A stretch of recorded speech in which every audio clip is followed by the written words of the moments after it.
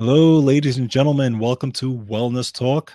I am George Batista, as always, your host and your wellness advocate. So glad you guys could join me each week. Today, we have a very, very special show. We're actually going to be doing a little bit of a continuation on a show I did about a month ago called Music as Medicine. I talked about some studies regarding how music was used to help people post heart attack, people with cognitive decline, and all different types of things. Very, very powerful show. If you guys didn't get a chance to check that out, make sure you do. It was some really, really compelling studies on there. But today we're going to be doing an even deeper dive today because we have a very special guest, and we have Kathleen Howland on today. And we're going to be talking about talking to Kathleen about music therapy and how music heals and the power of music. This is something, of course, you guys know near and dear to my heart because I've been a musician for well over 30 years, and this is just something I love talking about. So let's talk. Let's talk a little bit about Kathleen. For the past 35 years, Kathleen has worked with a variety of clinical populations using music to enhance speech, language, cognition, and movement in habilitation and rehabilitation settings. She has also developed protocols to reduce stress, anxiety, for general wellness, surgical preparation, oncology treatments, and childbirthing. Along with being a speech language pathologist, Kathleen teaches undergraduate and graduate courses at Berklee College of Music and the Boston Conservatory in Music Therapy, music education, and liberal arts. She also lectures locally and internationally about the neurological foundations for music perception and performance and the power of music as a therapeutic intervention. I am so excited to have this conversation with her today. So thank you so much, Kathleen, for being on the show with me today. Thank you so much for having me and choosing such an exciting topic. Absolutely, absolutely. This is, and again, those folks who listen to this show know that obviously this is a health show, but also know that I'm a musician. So when we put those two things together, it's like It's I could talk magic. about it. I can talk about it all day.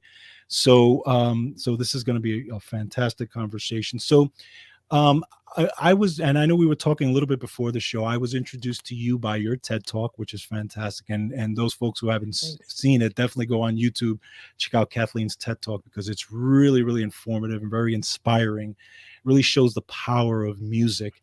I want to talk a little bit about your background, first of all, for the folks that are not familiar with you. Talk about your journey in music and how it led you to what you are doing today. 40 years ago, the notion of music therapy was really quite unfamiliar. It was something that ended up being like an epiphany when I first heard the two words together.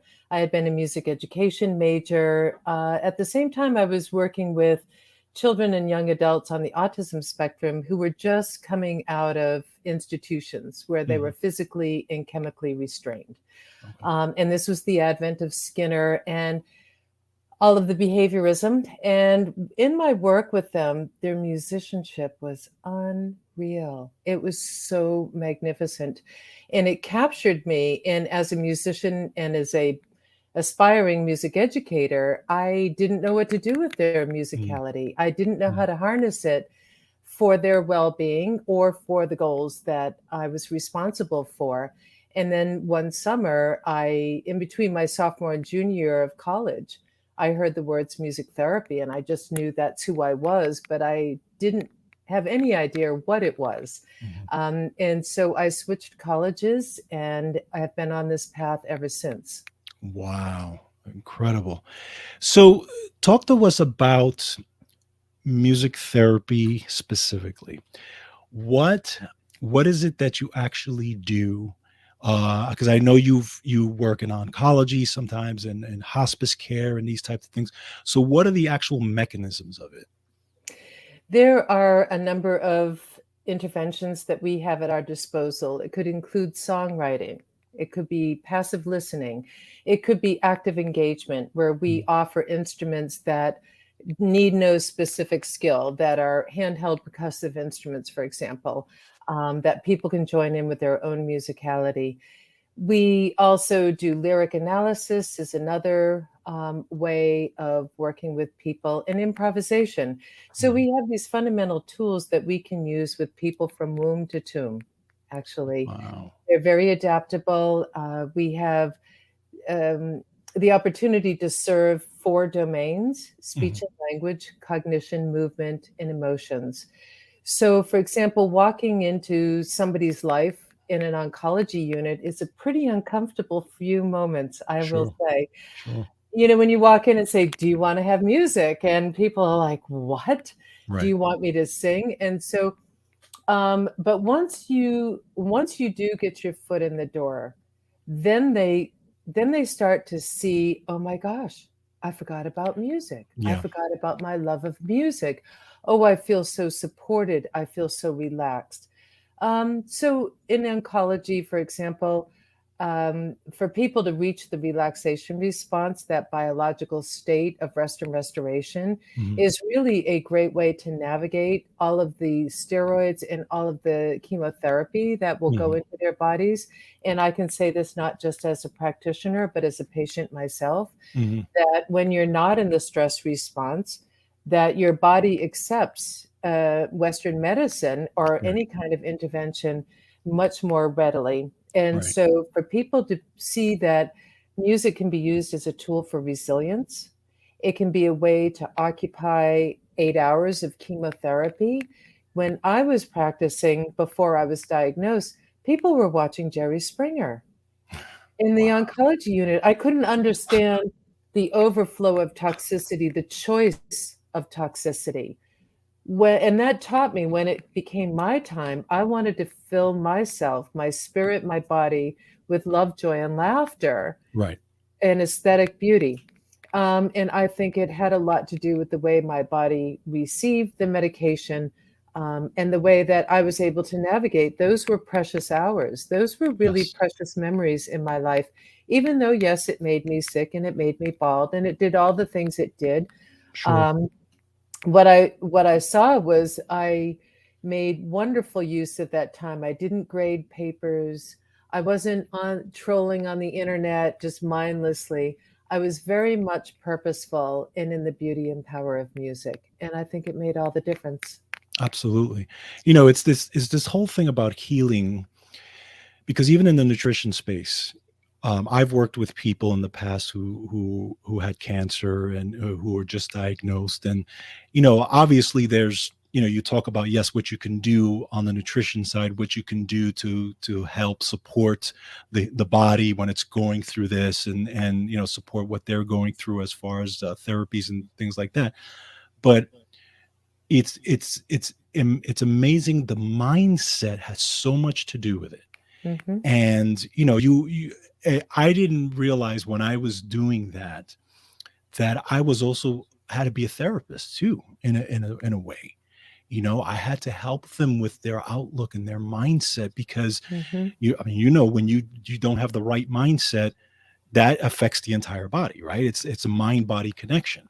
And now seeing music as part of this also, and it makes so much sense mhm, in terms of not only helping with recovery, helping when you're going through this. I mean, it really, really is this healing thing. And I think people, um, folks, again, the folks that I've worked with who have gone through this, they automatically kind of, they're, they go into this apathy. Obviously there's this denial, there's this apathy, there's this whole thing, and then then actually and I'm sure and then you kind of come to terms with it and say, okay, what can I do now? What do I need to do to get past this?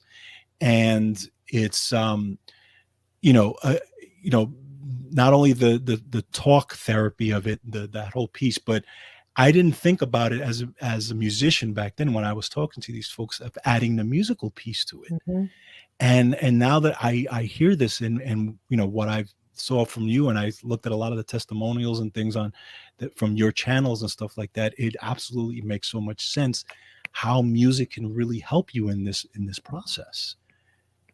It's incredible.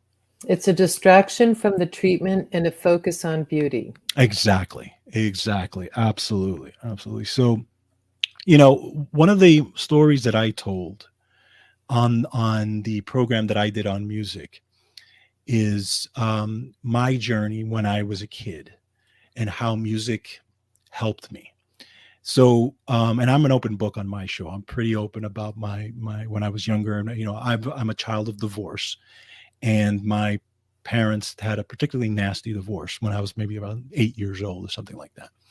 And so what I did is my bedroom was literally right next to my parents, and it was literally just a wall dividing us. And prior to the divorce, I would hear them arguing. It was almost every other night. So as a child, like 6 or 7 years old, obviously that creates a lot of anxiety. Mm-hmm. So what I would do during that time, I had a little radio next to me, and I would put on the radio. And it did two things for me. It drowned out my parents arguing, obviously, but it also took me away. It brought me into another world of music, and it calmed me. It calmed my anxiety. And it actually helped me go to sleep.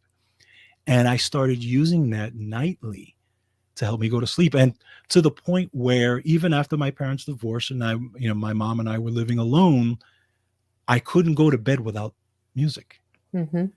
It just became a part of me. Have Mm-hmm. you in your practice heard things like that, especially with children, developing children young, dealing with, let's say, post-traumatic disorder or things like that, where music has helped them?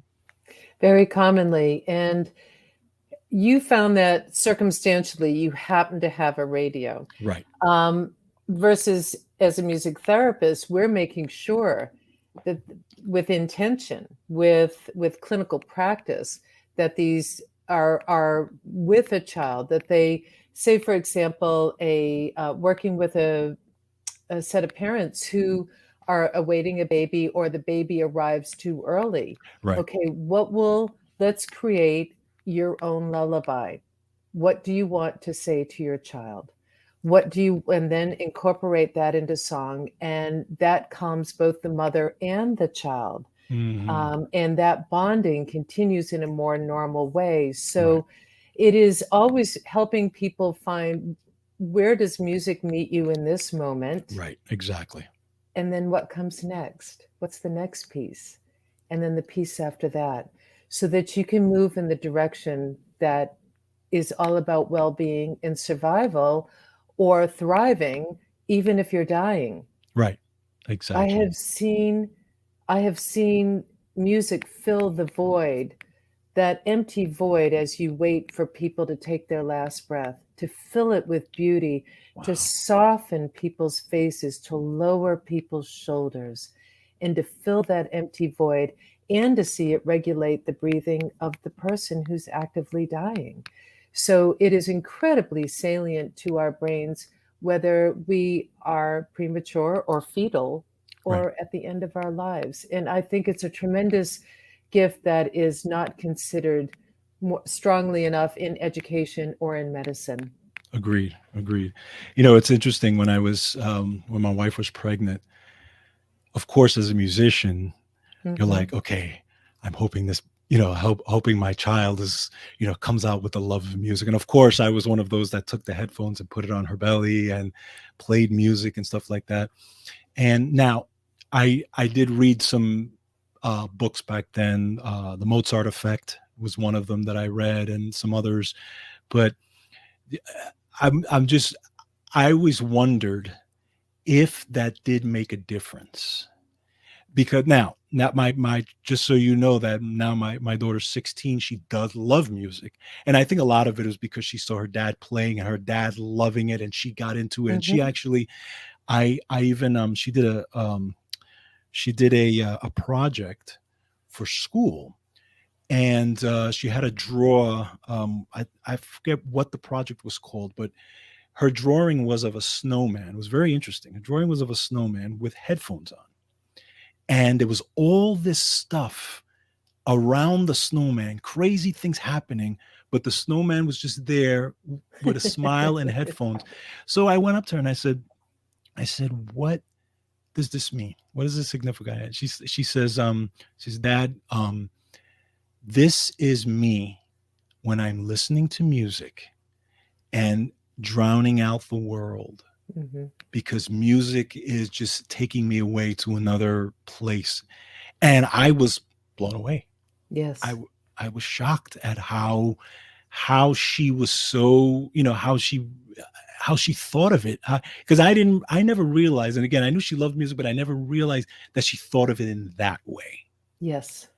And you surprised at how children growing up, whether their parents are or musicians or not, or whether they love music or not, how music, especially because now there's music everywhere, on social media and everything, it does inspire children, right, Yes. growing up. Yes. When my daughter was 4, we had a car accident, just a sliding winter Hmm. accident, but it was Hmm. very unnerving. I had a Yeah, child sure. in the car, and she said, "Mama, just listen to the music. Just Look at that. listen," Look at which that. was wonderful. It's Yes. incredible. Wow. Yeah. So I wanted to get into so you have one of the things that I have found that's very interesting to me is music, how it affects people who are going through cognitive decline, Yes. dementia, Alzheimer's. Now, I've seen it, and I'm not a neuroscientist or anything like that, so I don't know all the mechanisms to this, but I've always been interested in that whole piece of how a person who's going through that cannot recognize a loved one, Mhm. but will know every lyric to the song, Mhm. or will know, or even the musicians know how to play the song. You know, uh, Examples like Glenn Campbell, who went through that, Mhm. couldn't recognize his own kids, but yet he would be on stage playing the song perfectly. With Tony his Bennett, children. yeah, no, absolutely. Tony Bennett is going through that now. Mhm. Mhm. Do you know, or can you explain a little bit about the brain and the mechanism and how that works? Well, that's a very big topic. I So know. let's take a look at your average person, for Mhm, example, a non-musician, mhm. and then we'll talk about how perhaps being a musician can be neuroprotective Okay, to cognitive decline. absolutely. So for people, especially those that in Vivek Murthy's brilliant book called Together showed us the cost of social isolation Mhm. in terms of cognition. So Right. just living alone increases our risk for dementia by 40%.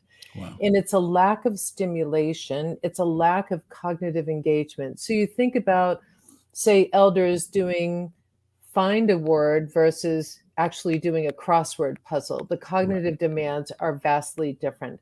Right. And one of the best things that you can do is listen to music, but not just music you know, but really going through the CDs or LPs or whatever you have, or technology if you feel comfortable in exploring music. Like if you can take a favorite song and put it into Pandora, now you're going to let the algorithm Right. give you that the breadth of that.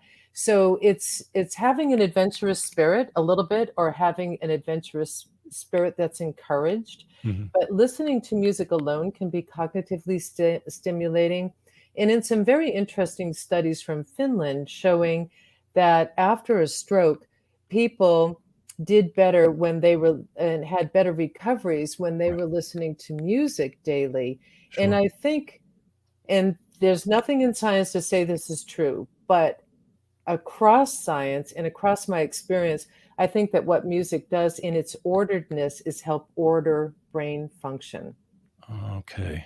So Okay. rhythm being very, very fundamental, patterns that are redundant and that vary, but they're recognizable.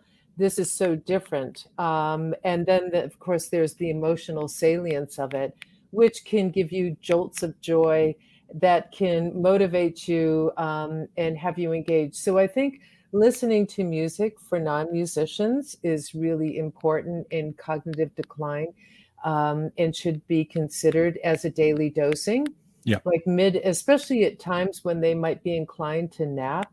because cognitive decline is, you also see people napping because they're bored. They're Right. not engaged. Right. So when they're napping several times a day, those are the times a day that music should be put on. And it should avoid the naps. Now, naps are very, very healthy, but not frequent napping, and particularly due to boredom. Mhm. So then we can look at Glenn and Tony. And I met with Glenn's family when they came to town to debut the movie, Mhm. I'll Be Me, Mhm. with NIH researchers in Boston. And it's amazing to me what the researchers miss. They'll keep saying, well, he's still playing because he's talented. And I'm saying, oh, Lord, no. Yeah, he's still playing because he has thick neural networks that were developed over years Mm. and decades of playing.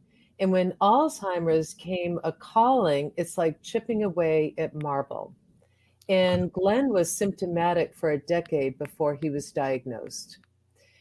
So I remember talking with his daughter. He started being symptomatic when she was 16, 17. She was 27 when he was diagnosed, Mhm. and continued to persist at mid-stage Alzheimer's for over a year. So what I think we can say is that being a musician and actually being a college professor is neuroprotective. We have thick neural circuits that are practiced over every semester. We get to practice what we Right. know again and Right. to extend it. And so you're looking at neuroprotectiveness. You can look at the opposite of neuro unprotectiveness in the high incidence of Alzheimer's in people with Down syndrome. Okay. So that genetic deletion syndrome has a high incidence of like 70, 74% of them will get Alzheimer's, and they start in their 30s and 40s. And it moves through them in a matter of weeks and months, what it takes months and years for neurotypical people, and what appears to be even a slower burn for musicians. Wow. This was my hypothesis with Glenn.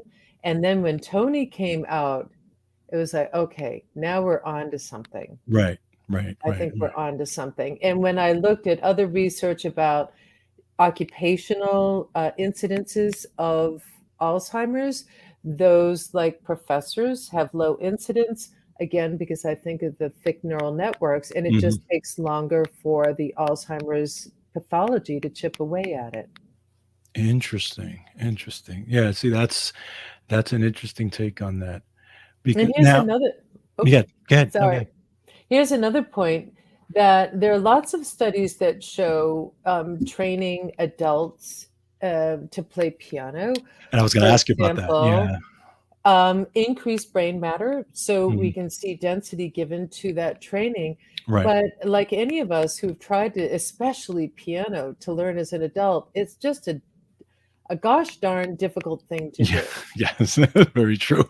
Very true, because the developmental window that makes that easier has closed to make it easier to do two different things with two hands, to have that type of coordination going on. That window has closed. So, what I think would be much more sustainable is actually to teach children K to 12 fundamental piano skills that they can use for their life rather than trying to train elders, or for elders to train in music, not to choose such a difficult instrument, but Okay. then to go to ukulele. Oh, Ukulele is very easy to play, and as you know, you learn 3 chords, 500 songs. You right. learn 4 Exactly. chords, 1,500 songs. Very true. Very And true. and you see that now in senior centers, lots and lots of opportunities to learn and play the instrument, and it also puts them not only in a cognitively engaging task, but a socially rewarding experience in community. Absolutely. Well, and that's it makes sense also because and you're right, because when you're, whether it's you're in a band or whether you're in an orchestra or whatever it is, you're learning to work with the rest of the group. You're Mhm. learning to or you're leading. You're learning to lead. You're learning to become a leader of that orchestra or that band or whatever it is. And that's actually igniting another part of you, as far as, oh, okay, now that whether it's the confidence part or whatever it is, yeah, now I can actually lead a band, and that type of thing, because it makes so much sense. um One thing I wanted to ask you was, so if you're teaching, let's say we're teaching K through 12 piano, or that type of thing, have they done really long-term studies on, if they've taken it up at that point and then looked at them when they got older, to see if there's a difference, or is there less cognitive decline because they learned it at that time? But those type of longitudinal studies really can't be done. Okay. They're just too expensive. The Okay. attrition is too much. Right. But there have been studies that look retrospectively, and part of that is trying to estimate how many hours you practice, like George, how many hours Mm, if you played music. It would be very, very difficult because it waxes and wanes through life, that's as true. we know, Right. and how much people practice and how truthful they're being about what they practice. These are difficult. So Very there are true. a lot of studies that look at musicians versus non-musicians. And now, because of a certain type of neuroimaging equipment, we can see the difference between singers and instrumentalists. One of the series of studies that I love shows that people who age with hearing loss also have an increased risk of dementia by 40% just because of hearing loss. Again, a lack of stimulation to the brain. Sure. But for those who, if you and I had equal hearing loss profiles, Mm, but one was a musician and one wasn't, the musician is going to hear a signal in noise better than a non-musician. In other words, being able to make better use of the hearing that they have because of their music training, even if they haven't played since high school, wow. because they learned to play music at a very formative age in brain development. Mm, They have these long-lasting benefits. And this is the brilliant work of Nina Kraus at Northwestern University. I find that stunning. that is unbelievable. Wow, I didn't know that. That's incredible. That And is. now Frank Russo has been looking at training people who are non-musicians in music Mhm. so that they gain that benefit, and seeing that they are able to gain that benefit. So they're training in singing and ear training type exercise like you Right. would have at a College of Music, Right. and finding that's improving their ability, because as soon as they start to have a hearing disorder, it makes going out into uh, social gatherings very difficult. They can't hear. Sure. Their hearing aids only make that worse. So they tend to socially isolate. And remember, I also said that social isolation increases the risk for dementia. Hearing loss increases the risk for dementia. So music training actually is benefiting people in the long run. And I just love, love, love that work. Wow, incredible, incredible. Yeah, these are the insights that I find fascinating as well. Um, I heard you talk about, which I found fascinating also, um, children with dyslexia. Yes. Can you talk a little bit about that? This is also Nina's work, Okay. and others. You have to be able to process sound Hmm. normally. And for children who, at 3 years of age, will say there are patterns of music, dee, dee, dee, dee, dee, dee, Hmm. dee, dee, dee, dee, dee, dee. If a 3-year-old says those are the same, instead of saying they're different, and their score is low, the risk of them being dyslexic it increases. The lower their score, the higher the risk for dyslexia, showing that we have to be musical before we are linguistic and before we are literate. So there's a biomarker now. We can look at a simple screening of 3-year-olds, and start to look at what their capacity will be for learning to read, because we know that, say, 40% of people incarcerated are dyslexic and 90% are illiterate. Right. Right. Right. That by not being able to read because of conventional school systems, they don't have access to the kingdom of knowledge and inspiration. Right. Exactly. And so we are not yet to the place to say what would remediate that finding, because this is all relatively new, but assuredly it will be to put them into an early childhood music class. Right. Absolutely. Wow. Incredible. Isn't Incredible. that beautiful? Yeah, it's Oh, unbelievable. here's another one I think you'll really like. Absolutely. The work of Kathleen in Mhm. Germany has been collecting children's vocalizations, their cooings at 2 to 4 months of age. And they are actually, music students will take dictation, because children vocalize in noticeable musical intervals. And furthermore, what she's shown is that if the children do not have a nice variety of vocalizations that they're capable of doing, it demonstrates what they're perceiving is not typical. And Oh. so by looking at the vocalizations of children at 2 to 4 months of age, you can predict those that will have a language delay at age 2.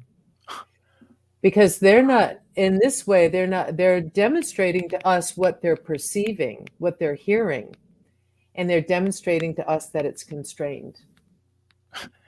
That's incredible. That's It's incredible. beautiful, That's beautiful yeah. work. That's unbelievable. I love the fact that they're actually even doing this. They're seeing this and doing this work, Mhm. because wow. I I have that a happy research dance that I do, and I did that for days after reading both of these series of studies. Yes. wow. It's interesting. For me, my my mother used to tell me, because my father's side of the family was very musical. They all played some instruments at some point, whether it's piano or congas or whatever. And I had an uncle who was very, very good, gifted piano player, but he's got a very good ear for music. Hmm. So my mother used to tell me that when I was a child, there we had a washing machine in the kitchen, and it would go through this cycle, so it would make a rhythm. And I would walk over to it, and I would actually just stand there and just bob to the to the cycle of the washing machine. Yeah. And I used to do this constantly. And she said that she always said, he's going to do something in music. I just have this feeling that he's going to do something in music. And the funny thing is that she ended up putting me in piano lessons. I played piano probably for about a year, where I was starting to play with two hands. I was getting good, but as a kid, you kind of get bored with it sometimes, and it's like, okay, whatever. And I stopped. But then I ended up picking up the drums later on. But what I found for me was that music was easy. It was very easy for me to pick up, to learn, and I found that, and there was a lot of jokes in the bands, and when we played, that for me, when I was able to have this pitch, like I knew the notes, I knew the pitch, I knew the songs, and it's one of those things, I could hear the song once and I would know it. Hmm. And and I'm like, I can't remember to take out the garbage, but I can remember the song perfectly, and I always said to myself, there had to be through my father's side, because my uncle is that way and I'm that way, Hmm. but some of the musicians I played with will marvel at that, because they didn't have that, even if they're actually bass players or guitar players, but the drummer, for whatever reason, knew the pitch and knew the notes and knew the songs. Right, right. It's just one of those interesting things, how how you have this gift, and it seems to be heightened. That for me, I felt that it was very heightened even as a kid. Now all I had to do was kind of develop it as I got older. Yeah, I think talent is actually a myth. Mhm. I really do. I think, like any other human trait, it's normally distributed. There are those with above average aptitude, Right. capacity, average, below average. And you sound like you are very much above average, but that has to also be matched to opportunity. You Exactly. had your uncle as a model. Yes. Yes. Perhaps you were going to live music. Hmm. You had access to instruments, Right. lessons. Right. That's nurtures contribution. But then there's that other piece that's grit. You didn't Yeah. have the grit for piano. Right. You and we also kind of make it a chore. I think music educators should really teach how to practice. Hmm. I think the Suzuki method is just right because if your child is going to do this challenging task, you should too. Right. So I studied violin when my daughter chose it, and it was hard, Yeah. but I did it so that we played together. We did duets. I played her something, she played me something, and that's really important. It's an opportunity to teach grit. It's an Yes. opportunity to tell people to incentivize it, to use your own music for relaxation. Like, play me something you love. It's hard to do the woodshedding. It's hard to Mhm. go over and over that same passage. Right. So making sure that you play music you love. And in fact, there was a elegant study from a German conservatory of music looking at three tiers of violinists, the very Mhm. best, the next best, and then the third group. And what they found was the top two groups played informally, which meant they jammed or they played the things that they loved. They Mhm. did that more than the third group. Right. So it's important to keep the love there. It's important to have a teacher who cares for the child, who cares for the music, who's Yes. not just phoning it in. And I deeply, deeply resent movies like Coda and Whiplash that show Oh yeah. music education as a brutalist and brutal profession. I don't Mm. think it's that at all. I was I agree. very much cared for by my music teacher, and it Mhm. had everything to do with fueling my grit and maximizing my aptitude and giving me every opportunity to be a musician 50 years later. Absolutely. It's funny. You know, we talked a little bit. You mentioned jamming, for example, Hmm. and I was the type of person that when I started playing, I just jammed, Hmm. and again, it was very natural for me, but I didn't learn how to actually read music until later. Hmm. So, and you know, I remember my uncle telling me, he was like, sometimes he goes, there are people that are perfect readers, but they don't know how to jam. Absolutely. And I was like, and I was young when I was a teenager when he told me this, and I was like, really? He was like, believe me, because he played with a lot of different people, and he said there are people who, can play. They need a chart in front of them in order to play, Hmm. and it's very kind of stiff type thing versus a person who's just can jam, because there's a feeling when you jam, whatever instrument it is, that that is like no other, Hmm. especially when you click with all the other members of the group, and there's just push and pull, and then there's, because again, music is communication. You're communicating with each other, and you know where that person's going, and you know when to lay back, and you know when to come on. I mean, it's a beautiful communication. It's almost Yeah. a it's a I find it's a spiritual communication. There's this, you're all together, and you kind of get to this higher level of being, because to me, when I'm playing, and I'm sure you felt this when you're playing, it's almost an out of body experience. You Absolutely. find that you're, especially when you could even be practicing, but when it's almost like you close your eyes and you're almost like watching yourself, and you're like, and then it's funny because you get to a level sometimes that you've never gone to before, and you're like, holy cow, where was I? Yeah. But it's a beautiful Absolutely thing. marvelous. In the work of Charles Limb, who's a neuroscientist and surgeon, has shown and wonderful piano player, has shown that when people are in that state, it's like Csikszentmihalyi's flow.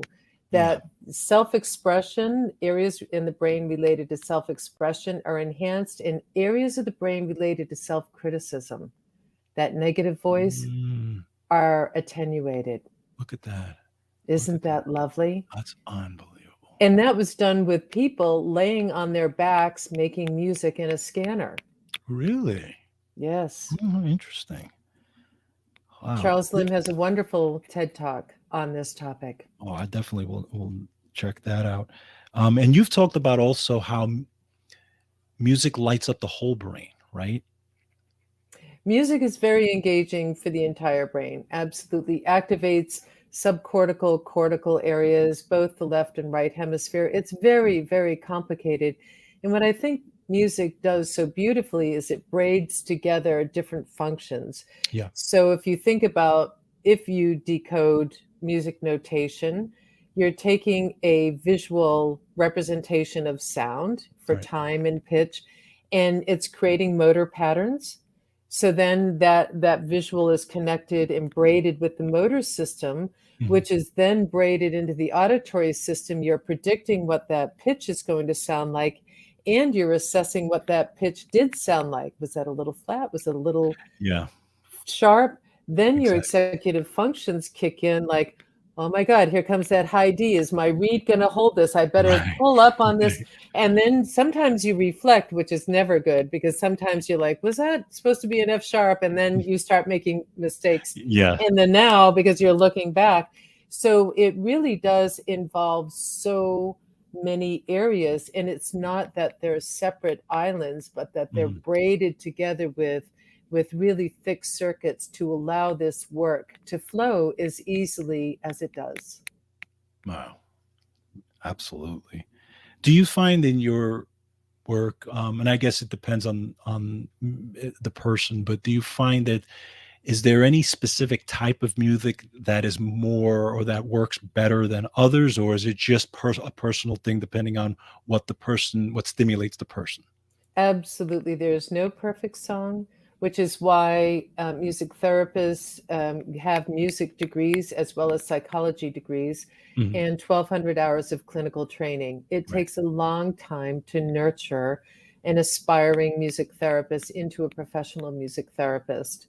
Mhm. Um, I I remember going into an oncology room one time, and there were three people. One man loved Elvis Presley, another guy liked Bach, and it's like, okay, where are we going with this? Right. Um, and there needs to be tremendous versatility in a music therapist in order to be able to use people's preferences for their well-being in that moment.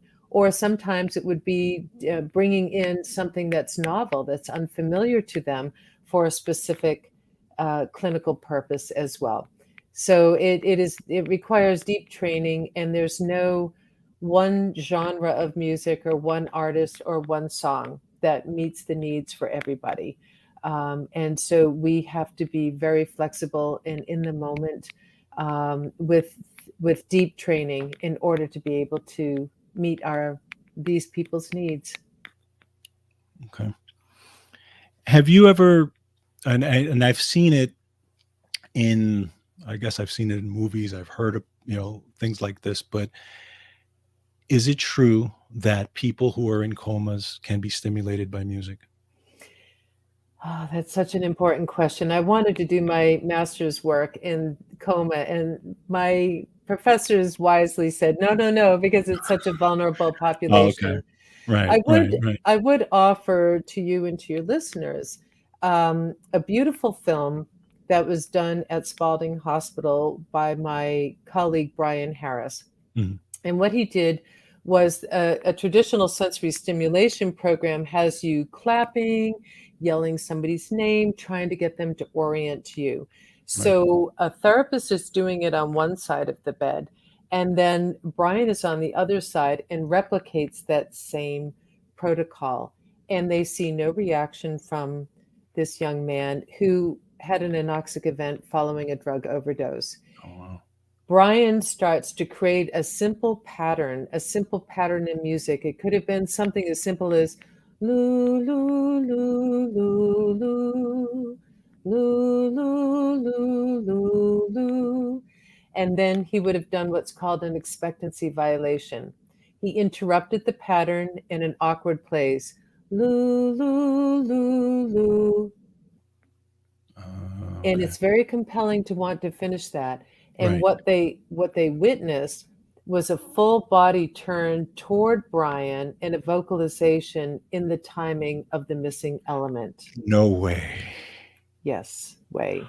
Wow. So I've always found the traditional and conventional sensory stimulation program to be noxious. Honestly, people are pinched for a response. Right. People are Sure. startled for a Sure. response. And Right. I think that we can do better than that.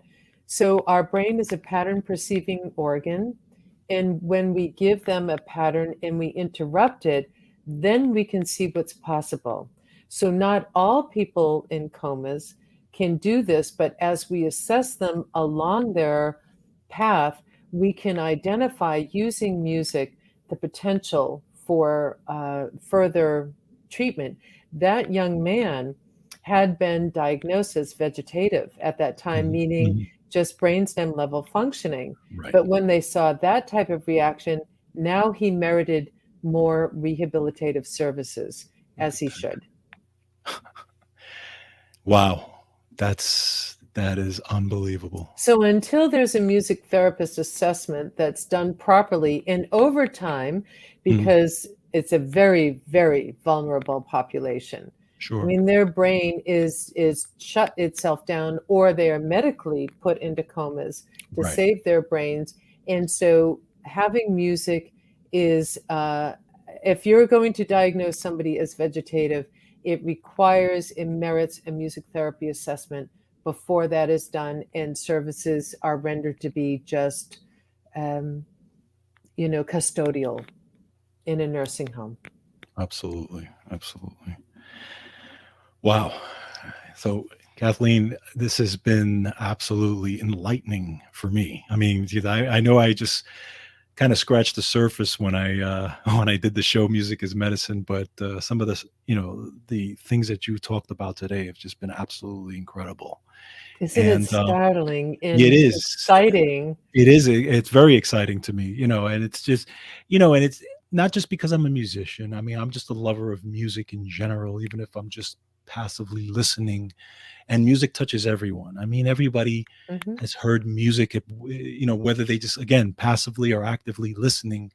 But, I think people need to understand how powerful music really is, and really what it can do. And you know, folks like yourself and programs like this hopefully can at least, get the word out and say, listen, this is something that no matter what you're going through, it doesn't have to be. No matter what. Yeah, it doesn't have to be something you were diagnosed with. It could just be, you could just be going through a bad time, in your life.